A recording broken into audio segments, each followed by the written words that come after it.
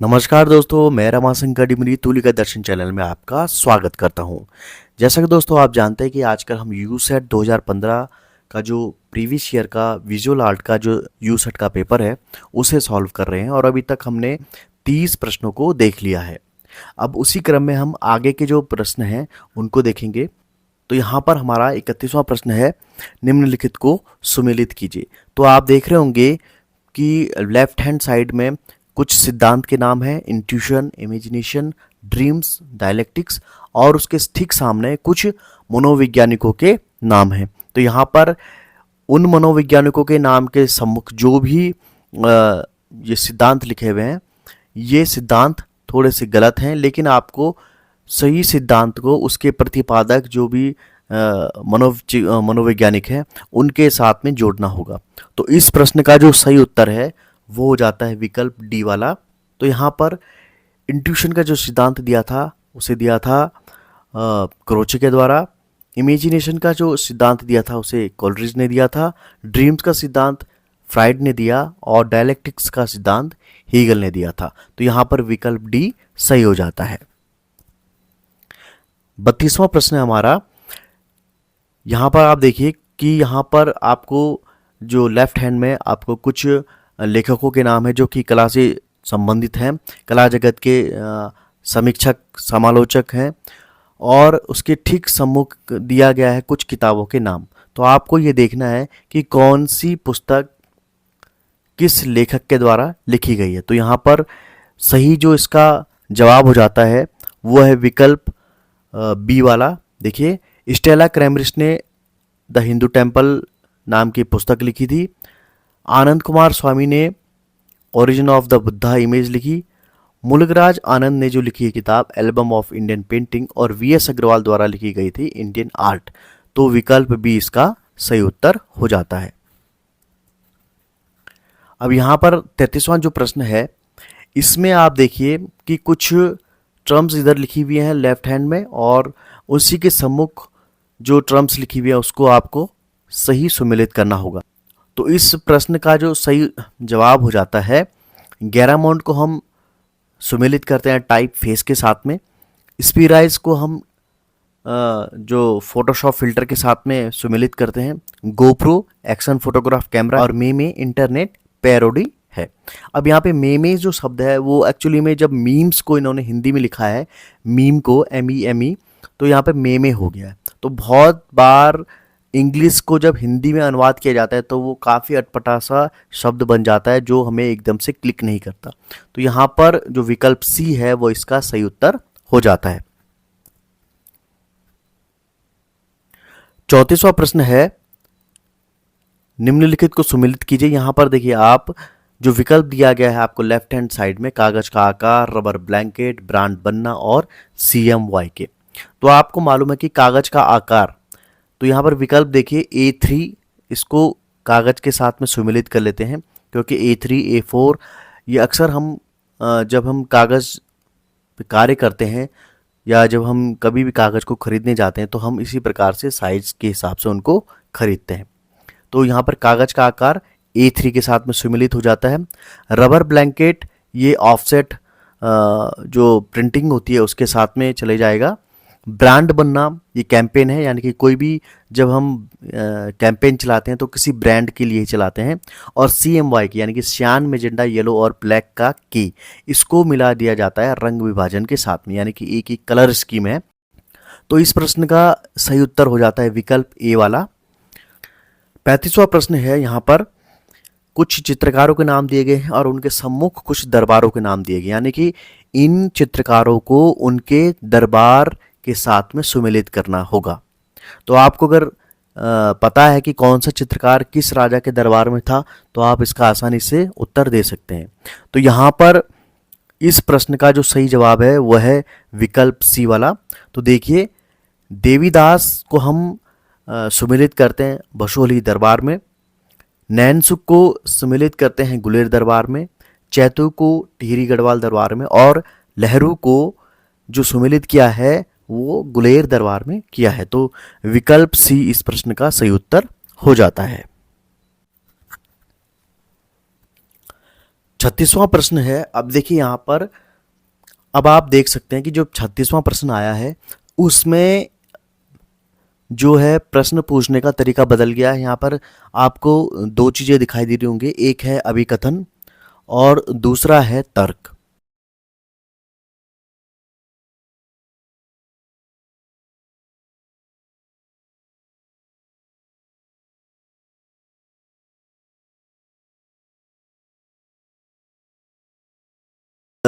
तो यहाँ पर आपको ये देखना होगा कि जो अभिकथन है वो तर्क के साथ में मेल खाता है या नहीं। अगर सिर्फ अभिकथन सही है और तर्क गलत है तो वो देखना होगा, और अभिकथन सही है या तर्क सही है ये देखना होगा। तो इस प्रकार के प्रश्न भी यूसेट और नेट के एग्जाम में पूछे जाते हैं। तो जो 36वां प्रश्न है, ड्राई पॉइंट के प्रिंट अधिक नहीं छापे जा सकते। तर्क है क्योंकि ये लकड़ी के ब्लॉक से छापे जाते हैं और लकड़ी टूट जाती है। तो इस प्रश्न का जो सही उत्तर है वह है विकल्प सी वाला, यानी कि ए सही है और आर गलत है। अब ए सही क्या है, ड्राई पॉइंट के प्रिंट अधिक नहीं छापे जा सकते हैं। ये बिल्कुल सही बात है, क्योंकि ड्राई पॉइंट का जो प्रिंट होता है, पॉइंट होता है, वो हीरे का बना होता है और जितना ये अधिक इस्तेमाल होता है वो और ये जितना अधिक इस्तेमाल किया जाता है वो जो डायमंड का पॉइंट होता है वो घिस जाता है। तो इस ड्राई पॉइंट से प्रिंट अधिक नहीं छापे जाते। जब भी ये घिस जाता है तो हमें नया प्रिंट इस्तेमाल जब भी ये घिस जाते हैं तो हमें ड्राई पॉइंट को बदलना होता है। क्योंकि वे लकड़ी के ब्लॉक से छापे जाते हैं और लकड़ी टूट जाती है तो ये गलत है, क्योंकि ड्राई पॉइंट जो होता है उसमें डायमंड लगा होता है। तो विकल्प सी सही हो जाता है, ए सही है और आर गलत है। 37वां प्रश्न है जिसका अभिकथन है, मूर्ति एवं वास्तु की अपेक्षा गौथिक कला में चित्रकला कम चित्रित हुई है। और इसका तर्क क्या दिया गया है, यहाँ वस्तु के नए आकार के कारण म्यूरल का स्थानाभाव था। तो देखिए, मूर्ति एवं वास्तु की अपेक्षा गौथिक कला में चित्रकला कम चित्रित हुई है। तो जो हमारा कथन ए है वो सही है, और यहाँ वस्तु के नए आकार के कारण म्यूरल का स्थानाभाव था तो ये भी सही हो जाता है। तो यहाँ पर देखिए ए और आर दोनों सही है, तो विकल्प ए इसका सही हो जाता है। अब किस प्रकार से हम इसको देखते हैं, अब आप देखिए इस चित्र में, देखिए ये गौथिक जो शैली है उसमें बने हुए चर्च या जितने भी पुराने यूनिवर्सिटीज़ हैं वो गौथिक शैली में ही बनाई जाती थी, जिसमें ऑक्सफोर्ड या हार्वर्ड, ये जितनी भी यूनिवर्सिटियां हैं या जितने भी बड़े बड़े चर्च हैं वो गौथिक स्टाइल में बनाए जाते थे। अब आप देखिए कि इनमें एक तो बड़ी बड़ी खिड़कियां और काफ़ी बड़े बड़े दरवाजे बनाए जाते थे, जिससे कि उसमें म्यूरल पेंटिंग के लिए स्थान का अभाव था। और जो म्यूरल पेंटिंग इसमें थोड़ी बहुत बनी भी है वो इनकी खिड़कियों में जो रंगीन कांच थे उसके ऊपर ही बनाए जाते थे। तो आप जैसे चित्र में देख रहे होंगे कि आपको राइट हैंड साइड वाला जो चित्र है उसमें आपको दिख रहा होगा कि जो खिड़कियां हैं उस पर ही थोड़ी बहुत चित्रकारी की गई है। अब आप देखिए कि जो गौतिक शैली के जितने भी भवन है वो अंदर से इस प्रकार के दिखाई देते हैं। तो यहाँ पर छत में भी कार्य करने के लिए उतना स्थान नहीं बचा है। ठीक है, जितने भी म्यूरल बनाई गई हैं वो दीवारों पे कम और रंगीन खिड़कियों में ज़्यादा बनाई गई। तो आप गौथिक स्टाइल के जितने भी भवन हैं उनमें इस तरीके से पहचान सकते हैं, उनमें रंगीन कांच का कार्य ज़्यादा किया गया है, यानी कि खिड़कियों पर ज़्यादा पेंटिंग्स की गई हैं। तो दीवारों पर स्थानों का अभाव था, स्थान नहीं मिला क्योंकि खिड़कियां इसमें ज़्यादा बनाई जाती थी इस प्रकार के गौथिक स्टाइल वाले भवनों में, तो इसलिए यहाँ पे म्यूरल पेंटिंग्स कम बनी हुई है। जो 38वां प्रश्न है, अभिकथन है इसका, देहरादून में गुरुराम राय दरबार में अत्यधिक भित्ति चित्र हैं। तर्क है क्योंकि मौलाराम दरबारी चित्रकार था। अब यहाँ पे देखिए, अगर आप देहरादून के गुरुराम राय दरबार में गए होंगे जहाँ पर कि विश्व प्रसिद्ध झंडे का मेला भी लगता है, तो आपने वहाँ की जो दरबार के दीवारें देखी होंगी उसमें आपको म्यूरल पेंटिंग्स आज भी दिख जाएंगी, काफ़ी अच्छे से उसको सहीज करके रखा गया है। अब तर्क क्या लिखा हुआ है, क्योंकि मौलाराम दरबारी चित्रकार था। अब हम सबको मालूम है कि मौलाराम जो था वो गढ़वाल शैली का था, और जो गढ़वाल के राजा थे श्रीनगर में वे दरबारी चित्रकार थे। तो इसलिए यहाँ पर ये जो तर्क है ये गलत साबित हो जाता है। इसलिए देहरादून में गुरु राम राय दरबार में अत्यधिक भित्ति चित्र हैं, ये कथन तो सत्य है, ए सही है, लेकिन आर गलत है। अब देखिए इसमें कौन सा विकल्प है, ए सही है और आर गलत या असत्य है, तो विकल्प सी इसका सही उत्तर हो जाता है। 39वां प्रश्न है, जॉर्ज पियरे स्यूरा एक बिंदुवादी चित्रकार कहलाता था। यह भी कथन है, जॉर्ज पियरे स्यूरा एक बिंदुवादी चित्रकार कहलाता था, और तर्क दिया गया है क्योंकि उसने रंगों के छोटे बिंदुओं का प्रयोग किया था। तो यहाँ पर देखिए जॉर्ज पियरे स्यूरा जो हैं वे नव प्रभाववाद स्कूल के संस्थापक माने जाते हैं, और उन्होंने जो अपने चित्र बनाए थे उसमें उन्होंने रंगों के छोटे छोटे बिंदुओं का प्रयोग किया था। तो यहाँ पर ये दोनों जो अभिकथन और तर्क ये दोनों के दोनों सही हैं। तो आपको ये देखना होगा कि कौन सा विकल्प इसमें है जिसमें दोनों सही लिखे हुए हैं। तो विकल्प ए इसका सही उत्तर हो जाता है, जिसमें लिखा ए और आर दोनों सही हैं। तो आप देखिए यहाँ पे जॉर्ज स्यूरा का ये जो विश्व प्रसिद्ध चित्र है, इसमें आप देख सकते हैं कि इन्होंने जो यहाँ पे कलर इस्तेमाल किए हैं, इन्होंने इसको ब्रश से इसके ऊपर छिड़काव करके पॉइंटेड करके इसको चित्रों को बनाया है। तो इस प्रकार से इस प्रश्न का उत्तर जो है दोनों कथन इसके सही हो जाते हैं। 40वां प्रश्न है हमारा, डिजिटल कैमरा और फिल्म कैमरा दोनों चार्ज कपल डिवाइस सीसीडी का प्रयोग करते हैं। तर्क है क्योंकि दोनों रैंडम एक्सेस मेमोरी आरएएम का प्रयोग करते हैं, रैम का प्रयोग करते हैं। अब यहाँ पर देखना होगा आपको कि डिजिटल कैमरा और फिल्म कैमरा दोनों चार्ज कपल डिवाइस का प्रयोग करते हैं, ये कथन बिल्कुल सही कथन है। और क्योंकि दोनों रैंडम एक्सेस मेमोरी का प्रयोग भी करते हैं, तो यहाँ पर इस प्रश्न का जो उत्तर है विकल्प ए वाला है, यानी यहाँ पर इस प्रश्न का जो सही जवाब है वो विकल्प ए वाला है। ए और आर दोनों यहाँ पर सही हैं। 41वां जो प्रश्न है इसका भी कथन है, जॉबिंग प्रेसेस लेटर हेड और बिजनेस कार्ड के लिए छोटी प्रेसेस हैं।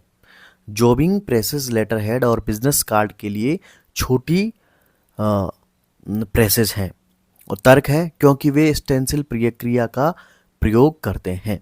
तो यहाँ पर देखिए जॉबिंग प्रेसेस लेटर हेड और बिजनेस कार्ड के लिए छोटी प्रेसेस हैं, ये कथन बिल्कुल सत्य है। तर्क दिया गया है क्योंकि वे स्टेंसिल प्रक्रिया का प्रयोग करते हैं, तो ये जो तर्क है ये बिल्कुल गलत है। तो यहाँ पर ए सही हो जाता है और आर गलत हो जाता है। तो इसका जो सही उत्तर है वह है विकल्प सी वाला। अब आप देखिए कि यहाँ पर आपको चित्र दिखाया गया होगा, तो जो पहला चित्र है इसमें जो लेफ्ट हैंड साइड वाला है, ये जॉबिंग प्रेसेस लेटर हेड की जो प्रिंटिंग प्रेस है, जो प्रिंटिंग मशीन है, उसका चित्र है। और आपने काफ़ी सालों पहले इस तरीके की जो मशीनें हैं ये प्रिंटिंग प्रेस में आपने देखी होगी, जो इसके ऊपर आपको गोल सा तवा दिख रहा है, इस पर जो है इंक लगाई जाती थी, और जो इसके नीचे जहाँ पर आपको कागज़ दिख रहा है उसके बीच में एक टाइप फेस लगाया जाता था। टाइप फेस का मतलब उसमें कुछ लोहे के फॉन्ट बने होते थे। आप देख रहे होंगे दूसरे चित्र में आपको दिख रहे होंगे कि इंग्लिश के कुछ फॉन्ट है, तो इन फॉन्ट को उसमें सेट किया जाता था, और ये उल्टे फॉन्ट होते थे ताकि वो जब कागज़ पे अपना इम्प्रेशन बनाए तो वे सुलटे हो जाएं, सुलटी उसमें छपाई हो। तो ये जो टेक्निक थी ये काफ़ी सालों तक इस्तेमाल की गई, लेकिन जैसे जैसे ऑफसेट प्रिंटिंग और स्क्रीन प्रिंटिंग का चलन हुआ, ये जो मशीनें थी ये चलन से बाहर होती गई, और आज आपको बहुत कम प्रिंटिंग प्रेस में इस तरीके की मशीनें देखने को मिल सकती हैं। 42वां प्रश्न है हमारा, जो अभिकथन है इसका, सामदास और हरदास गढ़वाल चित्रकला शैली के संस्थापक थे, और तर्क है वे इस क्षेत्र में तंजौर से आए थे।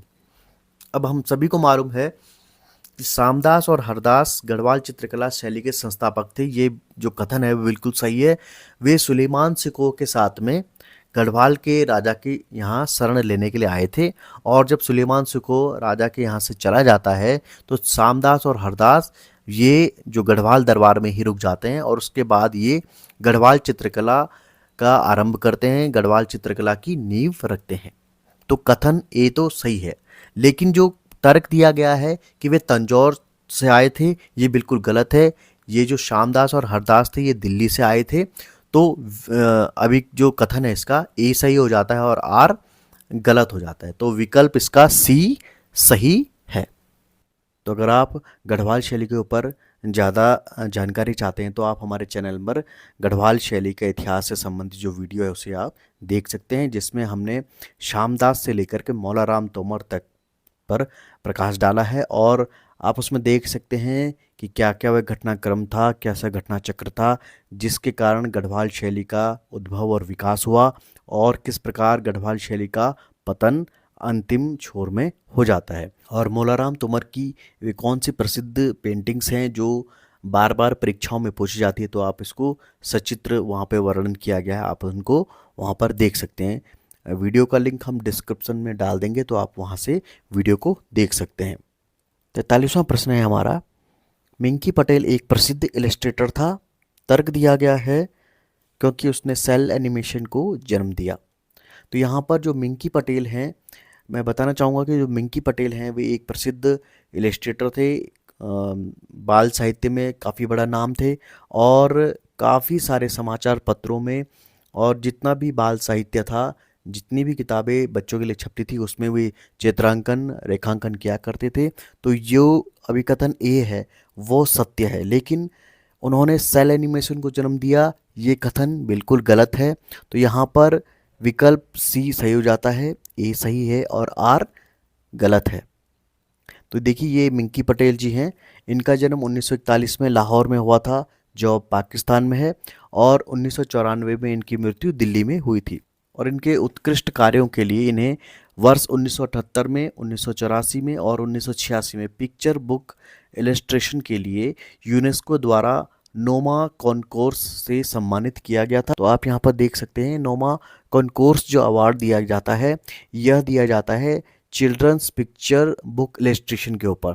तो कई बार ये प्रश्न पूछ लिया जाता है कि नोमा कॉनकोर्स अवार्ड किस क्षेत्र में यूनेस्को प्रदान करता है और किन लोगों को ये दिया जाता है। तो इन चीज़ों का भी आप बारीकी से अध्ययन कीजिएगा, इन चीज़ों को भी आप याद कर लीजिए, ये परीक्षा की दृष्टि से काफ़ी महत्वपूर्ण प्रश्न है।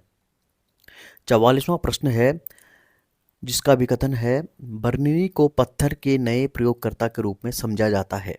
और तर्क दिया गया है क्योंकि उसने संगमरमर को जोड़कर प्रयोग किया और उसकी सतह को बुनादार को मिश्रित कर दिया। अब यहाँ पर देखिए जो बर्निनी है ये एक चित्रकार भी थे और एक मूर्तिकार भी थे। ये कथन ए है, ये सही है। और जो कथन आर है यानी कि जो तर्क में दिया गया है, क्योंकि उन्होंने संगमरमर को जोड़कर प्रयोग किया और उसकी सतह को बुनादार को मिश्रित कर दिया, ये कथन भी सही है। ए और आर दोनों कथन सही है, तो इस प्रश्न का उत्तर हो जाता है विकल्प ए। 45वां प्रश्न है जो अभिकथन दिया गया है ए में, रिलीफ प्रिंटिंग और स्टेंसिल प्रिंटिंग का प्रयोग सर्वप्रथम मानव द्वारा किया गया। ये बिल्कुल सत्य है। अगर आप प्री हिस्टोरिक पेंटिंग्स की बात करें और आप गुफा चित्रों की बात करें तो वहाँ पर आदि मानव ने स्टेंसिल प्रिंटिंग का भी प्रयोग किया है। अब आप कहेंगे कि स्टेंसिल उस जमाने में आदि मानव ने कैसे बनाया होगा, तो आप देखिए लास्को की जो गुफाएं हैं वहाँ पर स्टेंसिल प्रिंटिंग के काफ़ी ज़्यादा नमूने मिले हुए हैं। तो स्टेंसिल प्रिंटिंग का उपयोग इस तरीके से किया है कि जो भी रंग वे इस्तेमाल करते थे आदि मानव, खनिज या वनस्पतिक रंग, उन्हें वे अपने मुंह के अंदर भर लेते थे और फिर उन गुफाओं की दीवारों पर अपने हाथ को रखते थे और अपने हाथ के ऊपर एक स्प्रे की तरह उसे मुंह से बाहर छिड़कते थे। तो इस प्रकार से उनके हाथों की जो छाप होती थी वो छप जाती थी। तो इसी प्रक्रिया को स्टेंसिल प्रिंटिंग कहा गया है। और रिलीफ प्रिंटिंग यानी कि कई बार उन्होंने गुफा चित्रों पर जो है पत्थरों पर जो चित्र उकेरे हैं तो उसे रिलीफ प्रिंटिंग कहा जाता है। तो इसका जो कथन ए है वो सत्य है। और तर्क दिया क्योंकि लिथोग्राफी एवं इचिंग प्रिंट्स को छपाई हेतु प्रेस की आवश्यकता होती है, यह कथन भी सत्य है। तो विकल्प जो इसका ए है जिसमें कहा गया है ए और आर सही है, तो यह सही हो जाता, तो विकल्प ए इसका सही उत्तर है। तो इस प्रकार आपने देखा कि आज के अंक में हमने 31वें प्रश्न से 45वें प्रश्न को हमने हल किया है और आपने देखा कि किस प्रकार यहाँ पर अब अभिकथन वाले सवाल आ चुके हैं, जिसमें दो कथन दिए होते हैं और उन दोनों कथनों के बीच में तर्कपूर्ण सामंजस्य स्थापित करते हुए उत्तर खोजना होता है, जो कि काफ़ी प्रश्नों में तो आसान हो जाता है, लेकिन कुछ प्रश्नों में ये बहुत ही मुश्किल भरा काम हो जाता है। तो आज के अंक में इतना ही। और अगर आपने हमारा चैनल सब्सक्राइब नहीं किया तो इसे सब्सक्राइब कर लीजिएगा और वीडियो को शेयर और लाइक ज़रूर कीजिएगा, ताकि हमें भी आगे काम करने में आपका समर्थन मिलता रहे। हम यूं ही आपके लिए नए नए विषयों पर वीडियो लेके आते रहें, और जल्दी ही मुझे लगता है कि एलटी की विज्ञप्ति भी प्रकाशित हो जाएगी। तो आप अपनी तैयारी सुचारू रखते हुए जो भी आप पुस्तकें पढ़ रहे हैं उनको नियमित रूप से पढ़ते रहें। और अगर आपकी कोई भी क्वेरीज है, कोई भी प्रश्न है जिनका उत्तर आपको नहीं मिल रहा है, तो आप कमेंट सेक्शन में उनको ज़रूर लिखिएगा, और मैं कोशिश करूंगा कि उन प्रश्नों का उत्तर आपके लिए खोज सकूं। और जो प्रश्न के उत्तर मैं आपको दूं, वो मेरी तरफ से ये रहता है कि मैं उनको ऑथेंटिक किताबों से दूं या ऑथेंटिक सोर्स से आपको दूं, ताकि आपका जो कॉन्सेप्ट है वो बिल्कुल क्लियर हो जाए और कहीं पर भी कोई भी गलती की गुंजाइश न रहे। तो आज के अंक में इतना ही। दीजिए मुझे इजाज़त। नमस्कार।